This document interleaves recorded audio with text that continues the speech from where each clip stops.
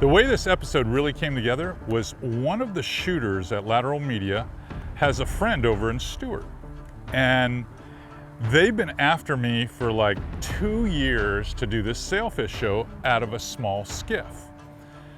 And it seems possible, but you just gotta have the right weather lineup. My schedule's gotta line up. It's just, there was a lot of trips, if you will, just something that would just make it so that we never got around to doing it. Finally, this season, because of Jack Bracken, we did it.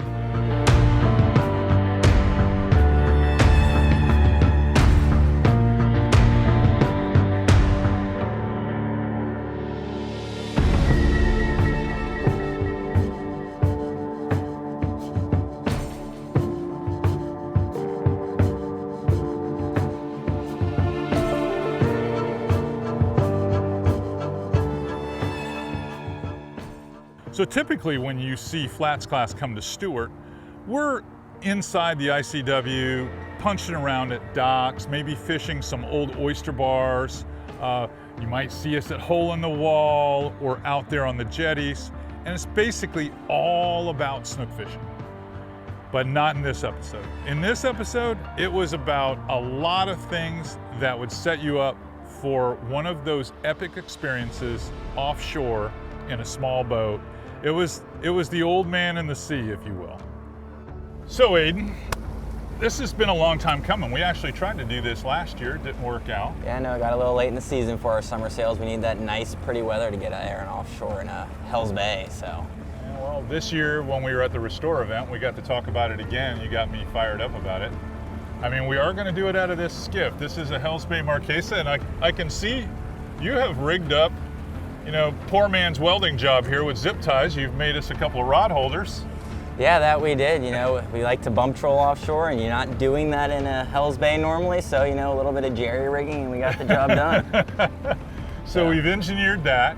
So we're gonna do something that's different on FlatsClass. Instead of swinging artificials the whole day, we're gonna use a little bit of live bait, try to get the sailfish, or who knows, maybe we end up on a reef somewhere mutton fishing, or We'll see what the day brings. Or maybe we end up on a rock groin somewhere snook fishing, we don't know, but Yeah. It is a beautiful day, and this is the first day the wind is really laid down, so. That's why we love Stewart. You get the best of both worlds. A little bit of Yes. sailfish and a little bit of snook, and when you got nice weather, you can do both. Yeah, so. you can have the both of offshore and inshore all in one day, and this, ideally, this is a decent boat for that. Yeah. If you didn't have a center console bay boat, you can accomplish it out of a big skiff like this one. Make sure you get your E-perps too in the boat. Can't forget those. Oh, yeah. You got that. So going out in the little boats, you just want to make sure safety first, but That's right. Totally accomplishable. So I've been sail fishing about all my life, but roughly around 6 years ago, my father kind of let me go offshore on my own, and that's when this passion kind of really sparked. A couple of buddies of mine would go offshore whenever we could afford the cash to go catch a couple sailfish, and it kind of just fueled this passion to go chase bigger and better fish that weren't offered inshore. A couple years ago, a good buddy of mine, Jack Bracken of Lateral Media, kind of introduced the idea that CA could potentially film with me catching sailfish, and I said, Jack, let's do it out of a little boat, and I'm sure CA would love that. After Jack kind of mentioned that all to me, I got really excited. I wanted it to happen. I wanted to kind of showcase what this fishery had to offer, and through working with Captains for Clean Water, I was able and fortunate enough to meet CA and kind of brush this idea by him. And after years of planning this out, between scheduling, conditions, and so many other outside factors that are uncontrollable, we were finally able to make this happen, and I was stoked beyond belief.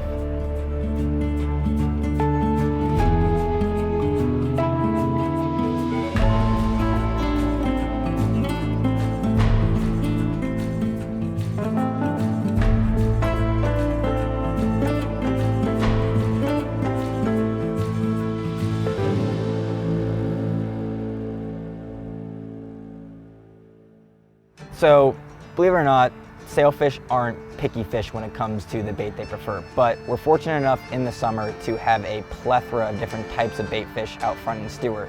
We prefer thread fins, which are more abundant, much easier to get. The thread fin is a soft-scaled bait that doesn't have the longevity as other bait fish, which you may be familiar with, goggle eye or pilchard, but they work phenomenally. Sailfish do love them, but like I said, sailfish will eat basically anything that swims.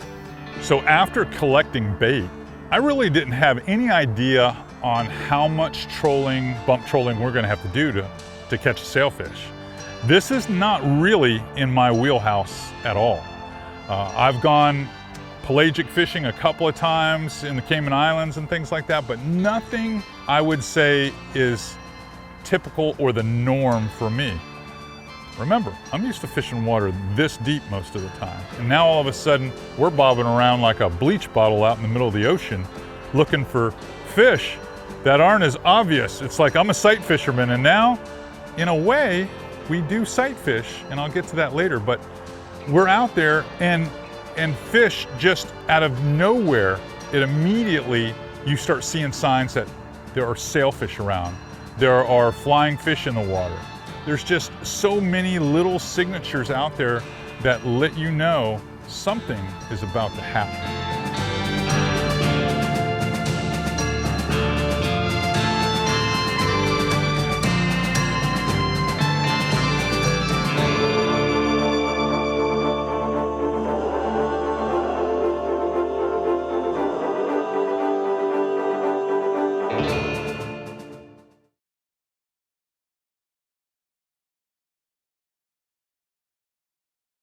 So kicking off the day, we picked a rough area on where we wanted to be, and being on a skiff, we had to MacGyver a lot of things, that being rod holders and our teaser. So as we were getting the spread out with our MacGyver items, things started immediately happening. We were bumping. Within our first 2 minutes of bumping, all of a sudden, tick, tick, tick, tick. I looked over at the rod, bait was looking a little more abnormal than usual, and next thing you know, 2 minutes of fishing, mayhem started from there. You're on already? Oh yeah, oh yeah. This is bit. See, hey, you want to take this? Yeah. That's kind of bit. I don't know. Let him keep running with it for a second. He's toying with it. Oh, sail. Is that sail? We're on a sail. Holy shit, you're tight, you're tight, you're tight. Oh my God. Holy crap. Come tight to it, come tight to it. You're tight. Loosen up a little bit. Easy as that. Sometimes it is just that easy. Keep going, reel fast, reel. You gotta keep, he's coming at you, you gotta reel like hell. You gotta reel like hell. Okay, let him run again. Loosen up just a little bit. Let him go, let him do his thing. Well, sometimes you just stop those, they just kind of appear. I think the chum might have helped. Yeah, holy crap, he was just down there eating. Oh, I'm bit.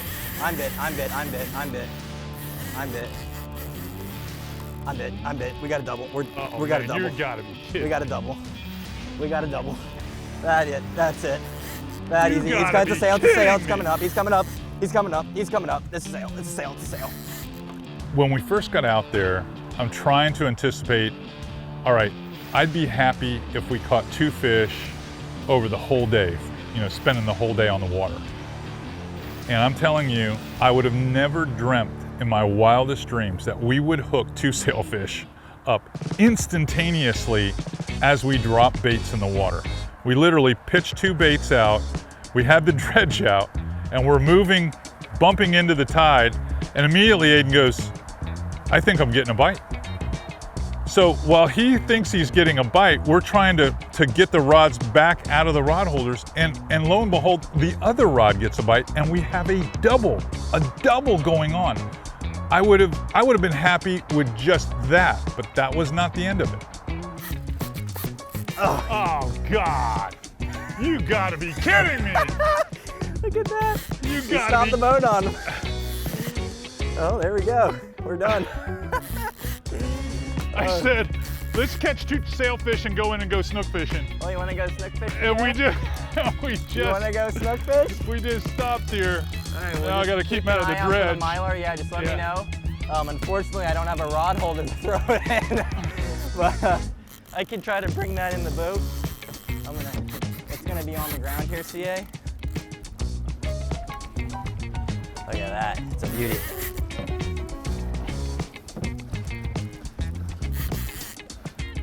That's a leader catch right there. That's a catch already. That is a leader.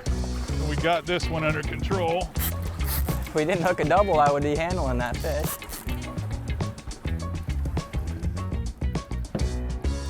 Okay, yeah, my fish are just kind of going in the other direction now.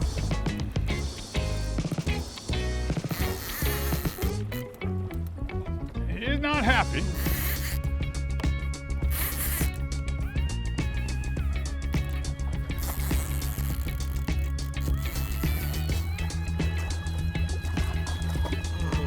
We have no rod holders. No rod holders needed. Never. These are real world problems you and I have. Yeah, no, this is a skiff problem right here. You know what, it's okay. Now I know why those guys need fancy boats. All right, well that was sick.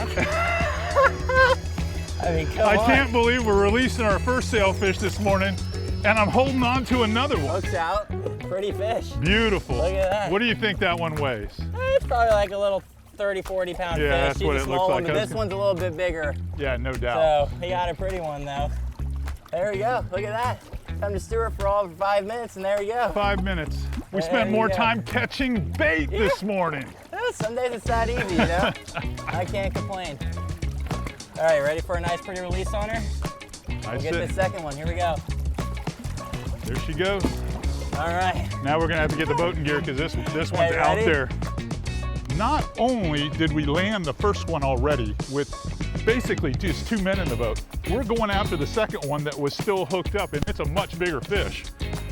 So my experience as a tarpon guide, when you get a double of a big game fish, the odds of landing both fish are very low. Like when I say very low, they're very low, especially in a skiff.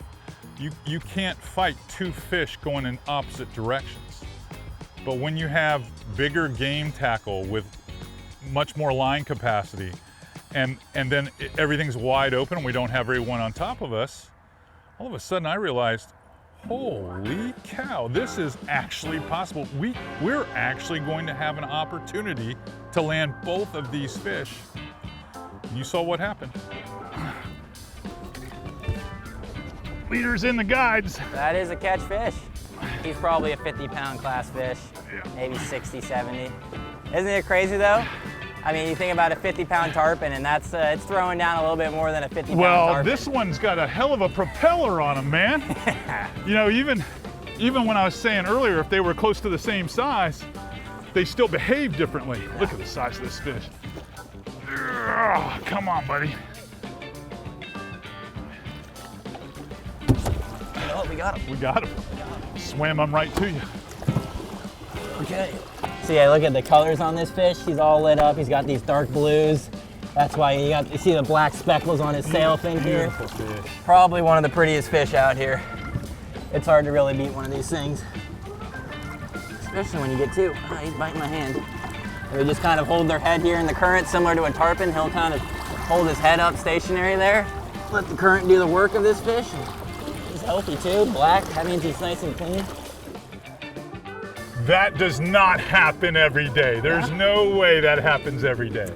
It's not every day, but you know, I guess it's beginner's luck or something like that. You had to I'll tell you what, that's a little FlatsClass magic there, yeah, to get a double right off the bat on the first spot. Didn't even I was wondering how snook fishing was going to have to be if this didn't pan out. No, who needs snook fishing when you got sails? I said if we could just get two sailfish in a long day of sailfishing, I'd be happy. We got two sailfish in the first 20 minutes. That's a done deal right there. So after landing two sailfish back to back, I mean,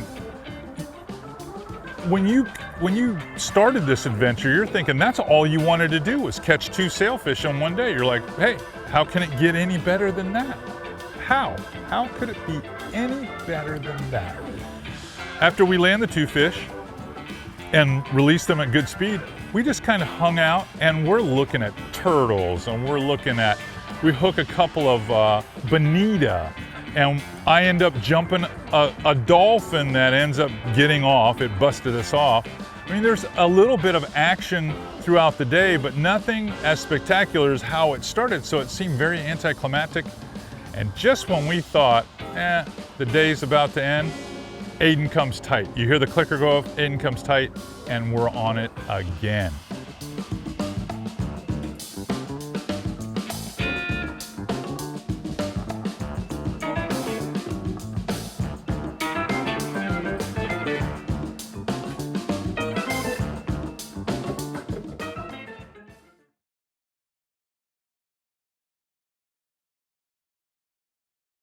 Can you even know he's hooked yet. There he goes.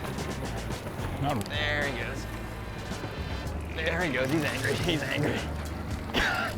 He's pissed. Look at that. Did we pick the perfect day or what? I think we did. I mean, the Atlantic is a lake today. And we're jumping sailfish.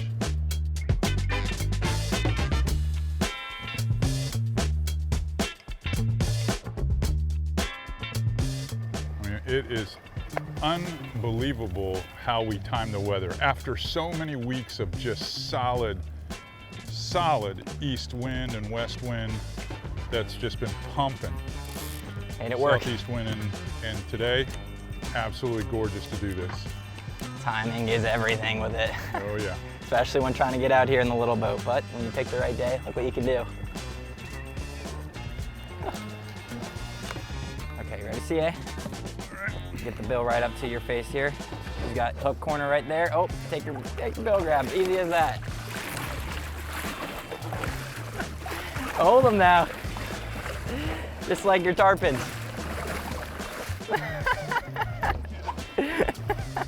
So after 3 sailfish, I'm more than satisfied. I think, hey, we've probably got more footage than we can actually leverage for a television show. But on the way in, Aiden's riding in, he's like, hey, there's one stop. It's on the way back to the ramp. I'd like to see if we can't get a snook there. It's just one of those places where if they're there, we will get a good one. I was like, hey, I'm game. And he was so excited when we drove up. He's like, oh, the tide is perfect for this. Oh boy, oh boy. You ran one there, buddy. You got the right rod. All right.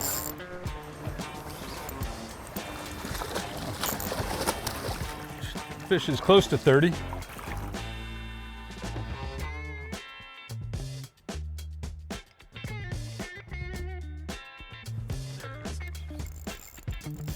Oh God, uh-oh, uh-oh, uh-oh, uh-oh, uh-oh. Get him to run back, get him to run back.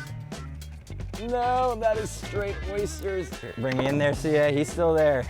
He don't really know what's going on. Oh, yeah, he's going to creep in there, I mean, shoot. So after having what I would call the perfect show, basically in the can, it's done. Aiden sticks, it's a big snook. You can tell it's a big snook because he's got a 5,000 twin power and the thing is just rolling through the dock. He jumps in the water and gets this thing up out of the pilings, gets back in the boat, okay? And then the snook runs right back up underneath the dock again. He has to go in again. I'm thinking, only someone 22 years old, only someone that really wants to catch a snook. I'm like, I am sure he's caught a snook this big before. He wanted this to happen so damn bad that he went right back in there, and I'm just shaking my head. I'm thinking, God, I'm glad he took the mic off. Wow, that's my twin power. That's my $400 reel that's in the water right now. It's underwater with Aiden swimming through the dock. Kids, what can you say? But when it was all said and done, and I came around the backside of the dock, and he's standing basically on the sand beach there, holding that snook up, just as proud as he could be. It was a great feeling, and it was the perfect ending to an epic trip to Stuart, Florida.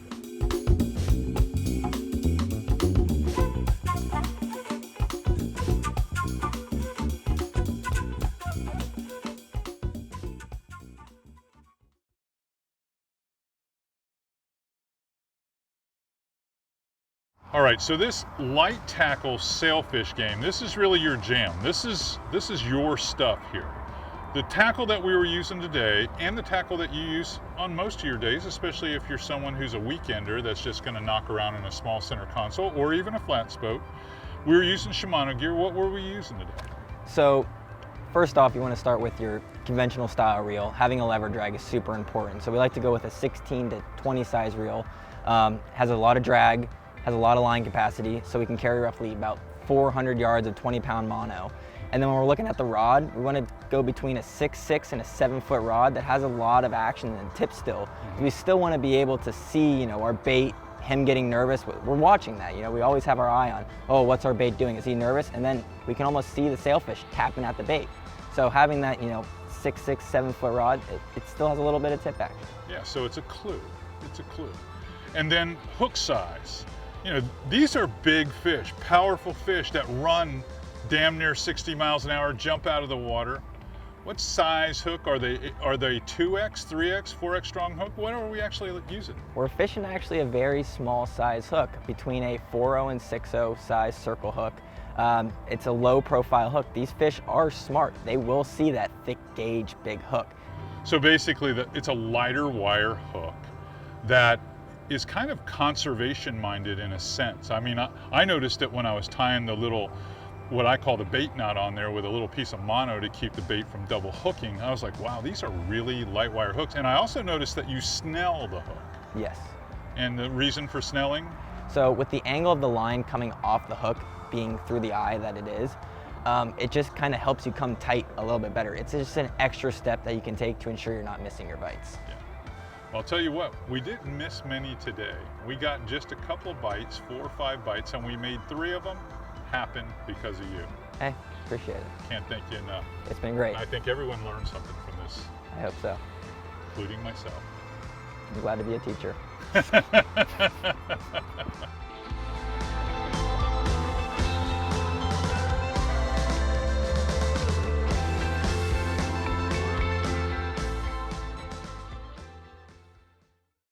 Oh yeah.